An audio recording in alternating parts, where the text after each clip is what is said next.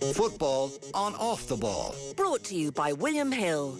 Download the app and play today. 18 plus gamblingcare.ie. This is News Talk. Now then, it is time to talk football. We'll be reflecting on the weekend's Premier League action, and I'm very happy to say that John BREWIN is with us on the line. John, a very happy Christmas to you, if it's not too early to say that. How are you doing?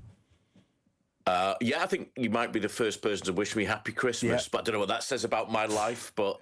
You need more festive people around you, and maybe we need more festive football, John, kind of looking at the fact that we've got two measly football matches, including tonight's Monday Night Football, between now and the 27th of December, in terms of Premier League action.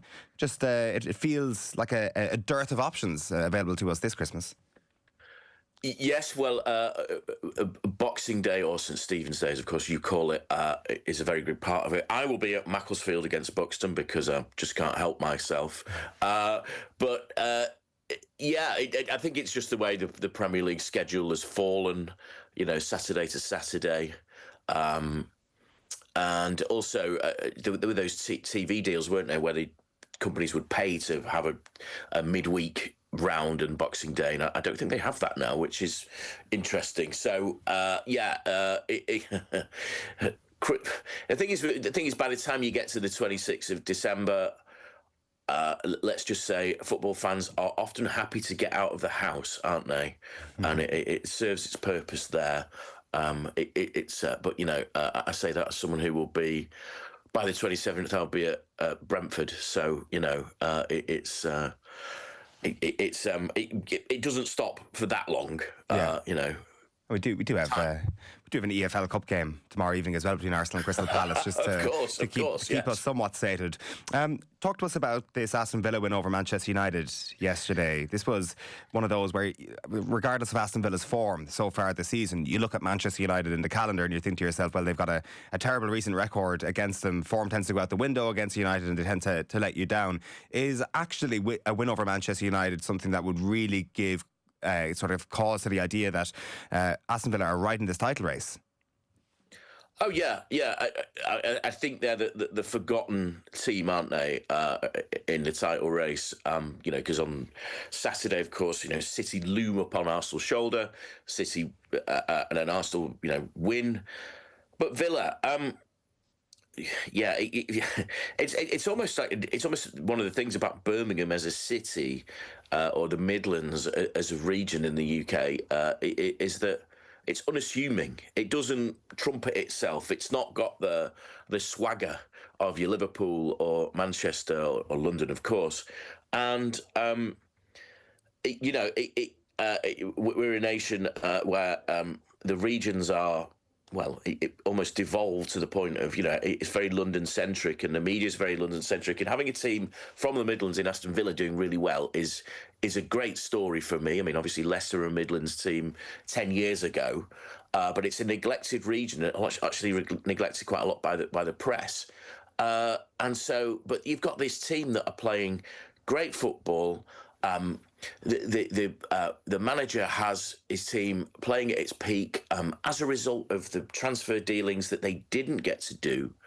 He's actually got players at their peak rather than having to shift and move players on in the normal way that clubs operate in the transfer market. And in Morgan Rogers, who scored those two wonderful goals, they've got a real gem. And another thing about the English media is obviously we're all looking ahead to the World Cup, and we've got this: Jude Bellingham, Morgan Rogers, Cole Palmer, Kiernan Dewsbury Hall was one name thrown into there. I mean, you could name. We're now good at the number 10 role, or the modern version of it. But Morgan Rogers is probably the most informed Englishman at the moment, and I wouldn't say he won the game single-handedly because Villa's defence and midfield had to get through a lot of work, but he supplied those moments that, watching from, say, a Manchester United perspective, those are the moments that top players used to pull off for Manchester United.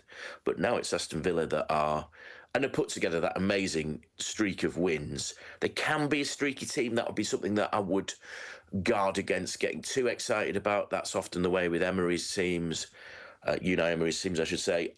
But enjoy it while you can. Last season and the season before were great seasons for Aston Villa. This one could be even better. And after all that doom and gloom at the start of the season, fantastic.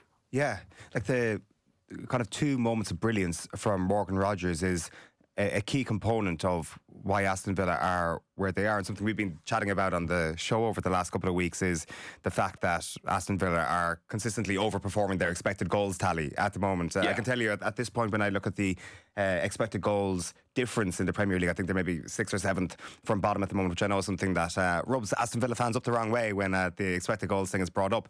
But the whole point is that spectacular players outperform those sorts of statistics, and Morgan Rogers in isolation yesterday explains that. Yeah. I mean, there is a theory, isn't there, that in an era of more direct football, that the XG model doesn't quite fit as it would have done in the era of the Guardiola style of play dominating.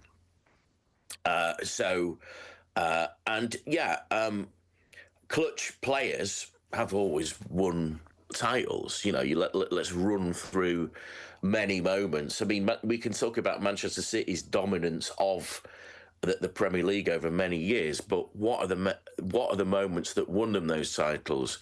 Aguero's goal, Kompany's goal against Leicester back in 2019. It's players grabbing those clutch moments. And for Aston Villa, as he said, if they've not beaten Manchester United at home for decades, so Morgan Rogers supply those moments against a Manchester United team actually playing well, which is something we've not seen that often, or it is a rarity these days. It's one of those moments that they will remember from the Emery era, and as I said, those moments have kept coming during the Emery era. You know, you think back to the Champions League run last season. It's been fantastic for them, and it's, you know, Villa are reborn as a club that it was only in 2016 that they were relegated from the Premier League, and it felt like everything was lost. 10 years on, they're flying as high as they have done since the 1980s, the early 80s, we should say, as well. And also, you know, there's something that I do like about Aston Villa is that the Villa Park is that old-style ground. It's got an old-fashioned feel to the support. It's a local club for local people. They're not too touched by the globalization of the game, though. Having said that, they are owned by one of Turkey's richest, I think he's Egyptian, isn't he? Yeah, one of Egypt's richest men, and an American venture capitalist. I mean, that's just what you got to do these days, right? But there's something of an authenticity about them, isn't there? And it does remind me a little bit, and it's a slightly different thing, of that Leicester run. You know, where it's like Leicester defied all those stats, didn't they? Back 10 years ago. Yeah, like, and the point you make about, you know, the Midlands and the attention or lack thereof on a place like Birmingham and a club like Aston Villa, that can maybe, you know, create a sense of chip on the shoulder, and that'll be channeled in a very positive way. Or maybe it's just something that actually takes the glare off this club a little bit over the next few weeks. Like, I feel that Villa fans are kind of pushing the idea that it's way too soon to be calling this a title race at this point. So we're in no hurry, basically, to say absolutely they need to go and try to win this thing come May. I feel that there's like a real lack of pressure, and that might be down to your earlier point about where the club is actually located. Yeah, well, I mean, you know, not to stereotype, but, you know, Birmingham and the Midlands is a place of fairly dry wit, fairly lugubrious way of looking at things, you know, fairly circumspect, good humour, great people. Birmingham is I think, personally speaking, I think it's a very neglected place. For people think that because it's an industrial place that it's, it's not Cheltenham, it's not, Harrogate, it's not one of these lovely places. It's not London, it's not got the grandeur, but it's got history, it's got spirit, and it's got,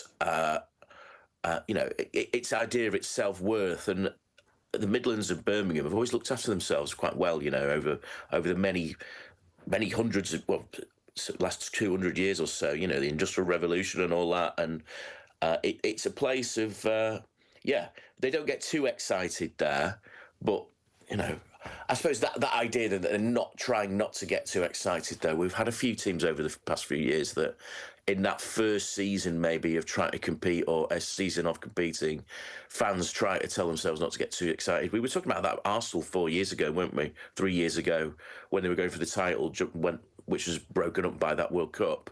It's one of those things that fans try not to get themselves pulled in to imagine those things happening, but neither of the other two contenders are infallible. So, let's see. Let's see. Talk to us then a little bit about that England conundrum, or maybe even just frame it in the context of Rodgers. Like, it does feel at the start of the season, you'd certainly have had Bellingham above him. You'd have had Foden probably above him, even though Foden's had a magnificent season. Is there also a little bit of an Aston Villa tax on the expectations around Morgan Rodgers, or the way he's going to be spoken about in the build-up to the World Cup? Well, I suppose the question is that in Thomas Tuchel's mind, he appears to think that Morgan Rodgers can be the answer. And Rodgers has been fantastic for Tuchel's England, and probably fits the system Tuchel is trying to play better than Jude Bellingham. And certainly from what we hear, and the Football Association have tried to dampen this down, he's probably going to be perhaps a little bit a better tourist. He's a bit more, and that's the issue, isn't it? There are questions of Bellingham's ego, which have obviously made the press, and I don't want to get drawn into, because it can be misconstrued over what people mean by that. But Morgan Rodgers is a fine player. And it's funny, actually, someone was saying to me, like I said before, that that's the type of player that Manchester United used to have. Well, actually, Manchester City used to have this guy.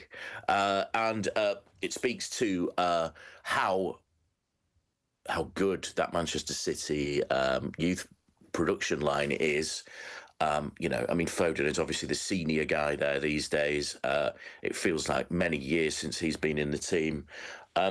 Rodgers is a guy playing possibly in the form of his life, but and he's a moments player, and those are the players that fans fall in love with, don't they? And the thing is about Foden, Foden wasn't delivering many of those moments. Cole Palmer's been injured.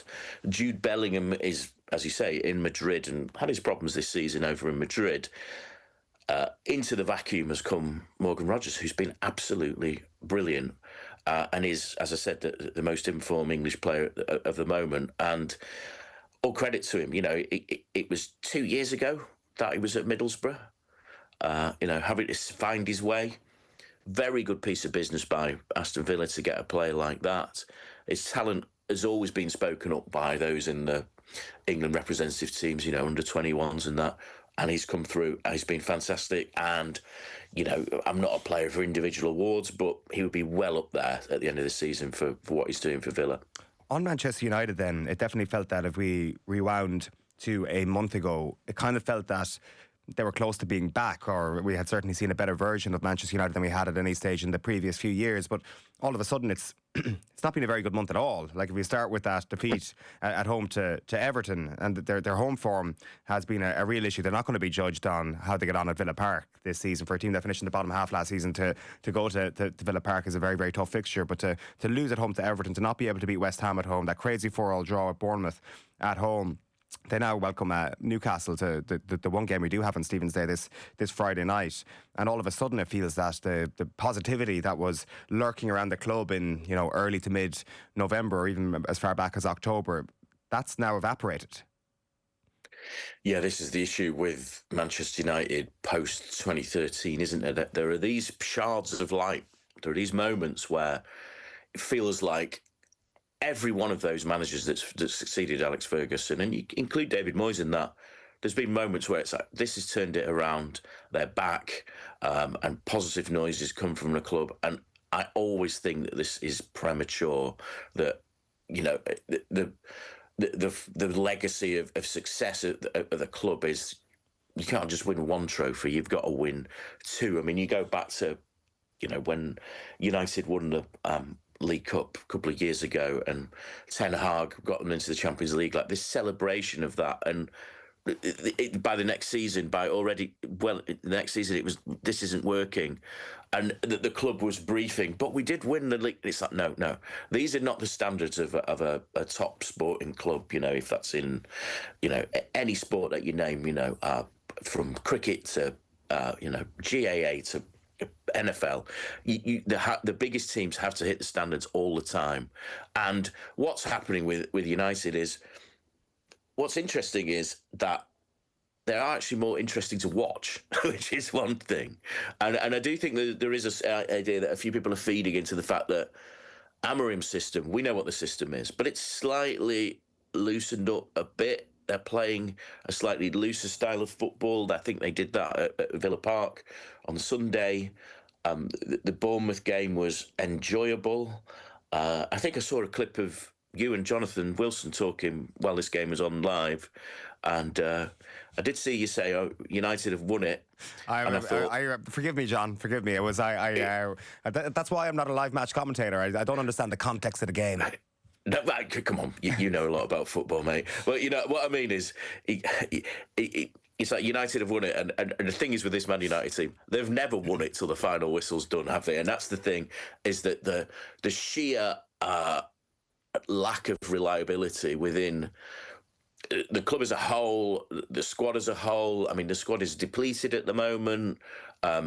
You know, and say a player like Lenny Yoro, who did not have a good game at Villa Park, you know, and was blamed, which I think was unfortunate because, you know, Rodgers was still left with an awful lot to do for his goals. You have to say, this is the problem in a young player, and this is a really highly rated player that Real Madrid wanted, and, you know, was coveted across. Playing in a team that's struggling is not great for a player's development, is it? And this is the thing about youth development is that he's struggling within that team because of injuries. United are having to play him, exposing him, and you do wonder Ruben Amorim's rather harsh tone that we've seen in reference to Kobbie Mainoo, and you know, you've seen in reference to other players. It feels like it is a player like Lenny Yoro, you know, a young lad in another country, getting the love that he deserves, the nurturing, because he is being exposed by that by playing in that position.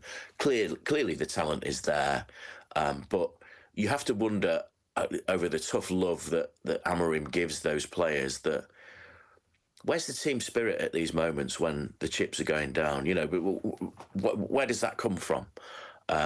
You know, there is a certain amount of carrot and stick have to be involved from all managers. You know, there are certain managers that would, it's a very old school thing of disciplinarians that come in and turn around a team over a certain amount of time, but eventually the players are not interested because they've seen the bark enough times. And I do wonder this about Amorim, but he is unbending. I saw Alex Ferguson say that he appreciated his character, which I thought was interesting, because he represents a character that we did see from Ferguson, but there was another side as well. If you know, and I mean, you know, these days, of course, we are on a daily basis almost exposed to how Ferguson was by his former players with their various media empires. Yeah, it's such an interesting one, because I absolutely hear what you're saying. There does seem to be an absence of warmth in Ruben Amorim. Yeah. That when the chips are down, is he the type of guy who can put the arm around their shoulder when that's needed to be done? Yeah. However, immediately I think Pep Guardiola, I get the same feeling about him sometimes. Yes. And yet he has managed to make it work. So there is obviously a school of thought that, you know, it is all stick and very little carrot when it comes to modern coaching, because it has potentially worked. Like, you even look at Pep talking after Manchester City's game at the weekend, and he's talking about not letting them kind of off and letting the leash off for too much of this week. He'll be weighing them, making sure the weight hasn't gone up too much after Christmas, or not up at all. And he's definitely gone bad cop this season from a place of being a fairly strict ruler of that dressing room already. So it's kind of hard to know which is the best way forward. But I hear your point about Amorim's lack of warmth. Well, yeah, and it's also a media game as well, isn't it? I mean, this is a thing where, you say you compare him to another Portuguese manager, said Jose Mourinho. Speak to players that have played for Mourinho; they love this guy. You know, he would show them a human side as well. And also, you know, those in the media that have dealt with Jose over the last 20 years or whatever, he knew what we wanted from him, and he knows what we want from him, and he deals it with us. And then sometimes he can be harsh on us, but there's two sides to him. And Alex Ferguson was the same, and Amorim. I hesitate to say this, but Amorim, you know, it's almost like a immaturity about him at times with this stuff. You know, it's quite prickly.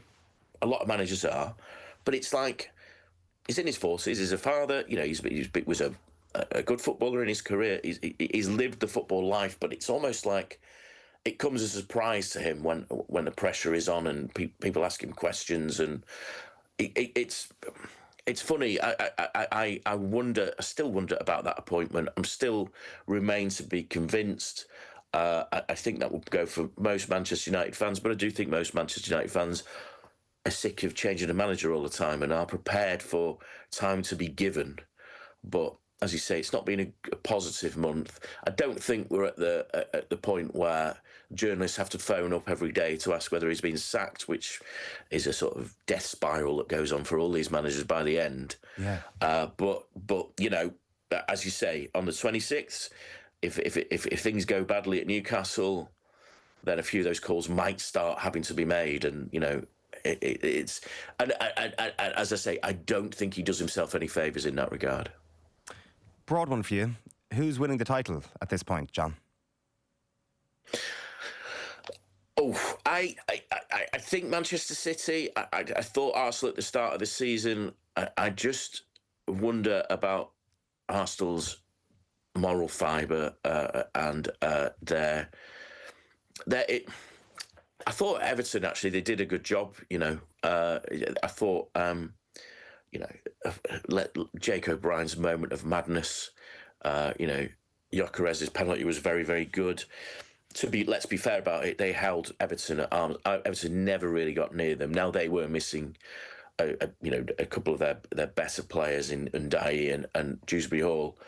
But really, that's a game that you would want to win better than that, though. You know, okay, they got it done. I suppose one good sign is that Saka, who has been quiet over the last few months, was better. But City just, I say City, but I just find Pep, as you say, the filter's off. He seems to be enjoying himself. He seems to be enjoying building this team.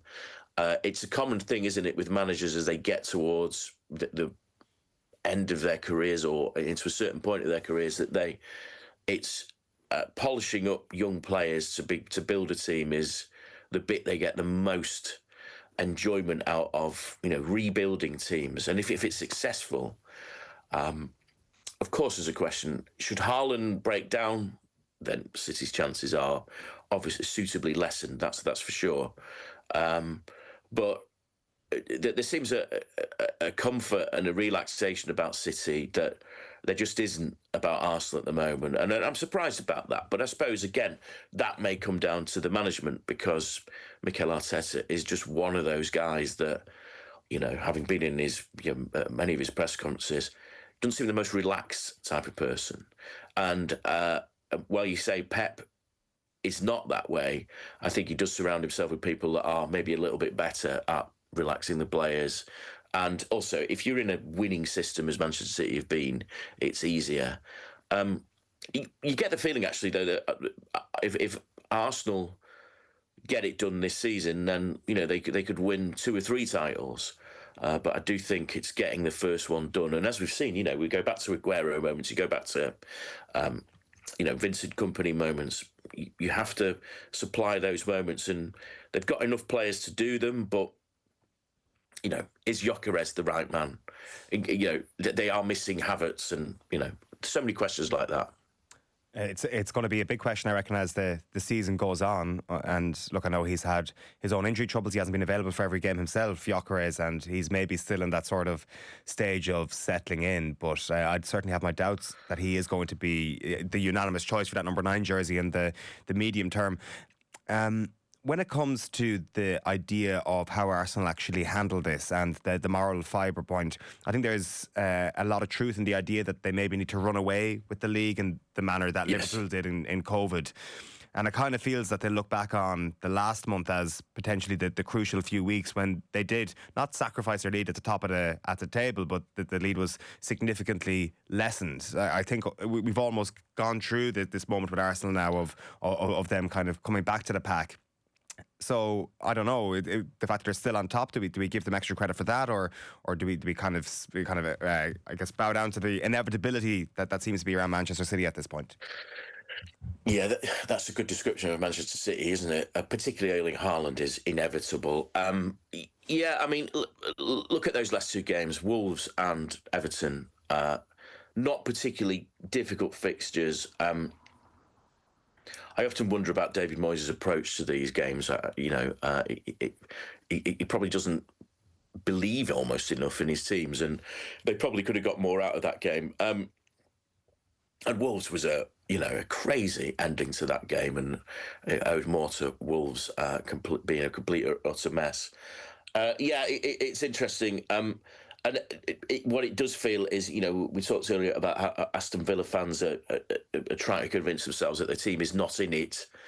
Well, are not in the race. That Arsenal fans are trying to convince themselves, or Arsenal as a club are trying to convince themselves that they aren't getting the jitters. That this isn't the same pattern repeating itself, and that's a difficult thing to escape. We have to wait and see what happens over this Christmas period. It's very difficult. And the thing is, one thing we should say is we have a title race. And actually, you mentioned Liverpool. Liverpool last season got the run on the rest of them, didn't they? Last season, and didn't really have a rival for the title race because Manchester City dropped away. But this City team has fresher legs than the one last season. But by November they were pegged out. This team is not. And what we have to do is credit the business that they did, which was very expensive. Remember, they spent a record amount of money in January, even before they got to the summer. And it's come expensively. What City always do is they don't go for the biggest signings, do they? Give or take Jack Grealish and Erling Haaland, which is a deal done in a slightly different way. They go for middling prices. Now, I can't believe a middling price these days is 60 million, but that's what they are. And that's how they construct the squad, and it works for them. Just a quick one on Liverpool. I was going to make the comparison between Gyökeres and Isak there. I think obviously Isak's got a higher ceiling, but just a sort of injury interrupted start to the season. That was his moment where he was supposed to kind of burst into this campaign. It would have been very, very good news for Liverpool. So what looks like a pretty severe injury at this point is actually a pretty gutting end to his 2025. What a strange year it's been for him, hasn't it? Think back to, Wembley, March the 1st, I think that was, certainly in March. We destroyed Liverpool, didn't he, in the Carabao Cup final. Such a, there was a point, wasn't there, where people were saying the best striker in the Premier League was Isak. People always seem to forget Erling Haaland at that point. I mean, you just cannot dismiss him. He is simply the best at what he does. But Isak was flying, and one thing, I mean, I doubt that the communications lines are there, but someone at Liverpool could do with speaking to those at Newcastle, saying, "How did you get the best out of this guy?" Now, the injury is unfortunate. Mickey van der Ven, should he have been sent off? I mean, Tottenham's lack of discipline in that game was pretty regrettable on several counts. It's unfortunate. I suppose the one thing you should say is that whatever was going on in that summer of transfers when they got in Ekitike, the player that Newcastle actually wanted, well, thank God they've got him, because at least he's scoring goals. He now has a free run as essentially the number 9. We'll have to see how long it takes Isak to come back. But, it's one of those brutal reminders that you do transfer dealings and you pay over £100 million. There's no guarantees. And that's the issue of we're just about to enter another transfer window when everyone will start getting excited about players coming in, and let's talk about Aston Villa again. Why are Aston Villa a better team than last season? It's because the same players are playing together and are growing together as a group. There is something to be said for letting a team grow together, which is actually what happened under Arne Slot.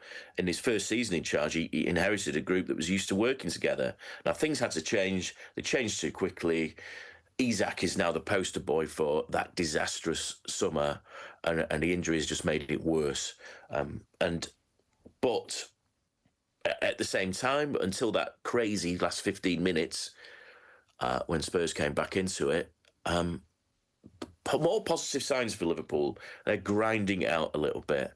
I don't think there are no one is making that call every morning to see if Arne Slot is still in his job, are they? No.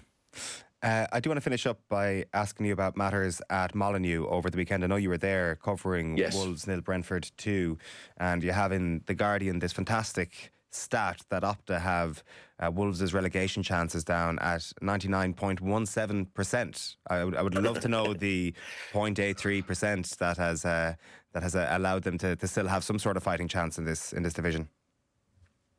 Yeah, I think is it 15 or 16 points up behind, from safety? I mean, it's incredible.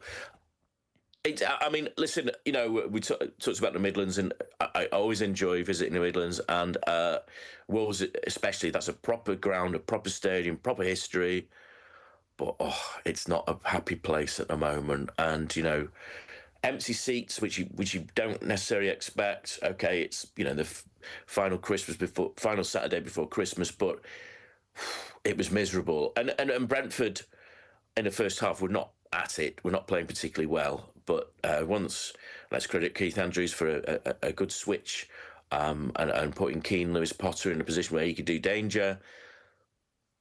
Eventually, Wolves were going to make the mistakes that allowed Brentford to win the game. And once the goal went in, doom descended. And even when they got a penalty, at the Jack Hayward end, in front of the fans, it felt like nobody fancied Strand Larsen to score that penalty, And he's a player that's in the bad books for wanting to leave over the summer. You had Matt Doherty speaking after the game. His quote was very telling, talking about the legacy of what those players are going to be remembered as.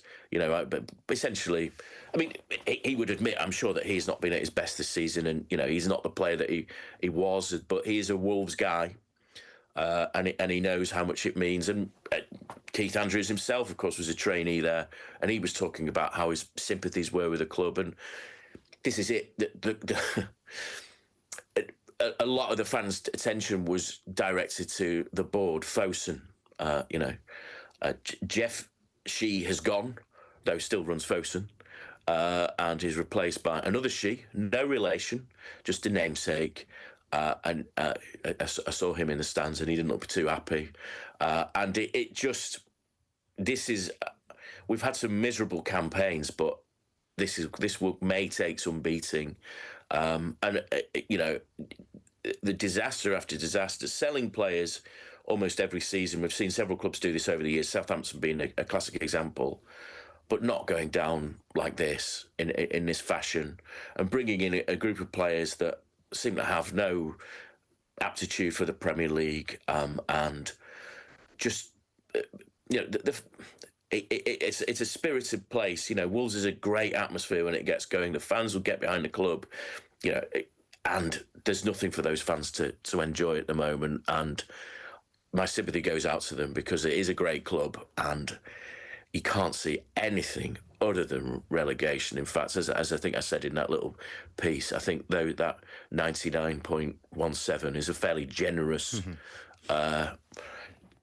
It's fairly generous, because they are going down, and do you know what? It's one of those where they could go down and descend further, because such is the doom that envelops that club at the moment, and it's a sad sight to see. Yeah, that is certainly the grim picture at Wolves. The Matt Doherty stuff afterwards, extraordinary. And we've seen today that Martin O'Neill has come out and said that Matt Doherty's absolving himself of the situation there by coming out and talking like that. So their feud has got a new chapter, the O'Neill-Doherty thing. Listen, John, always great to chat to you. Thanks a million for joining us, and enjoy this week, enjoy the Christmas, and we'll speak to you again in the new year, no doubt. You too, Owen. All the best. Take care. Football on Off the Ball. Brought to you by William Hill. Download the app and play today. 18 plus gamblingcare.ie. This is News Talk.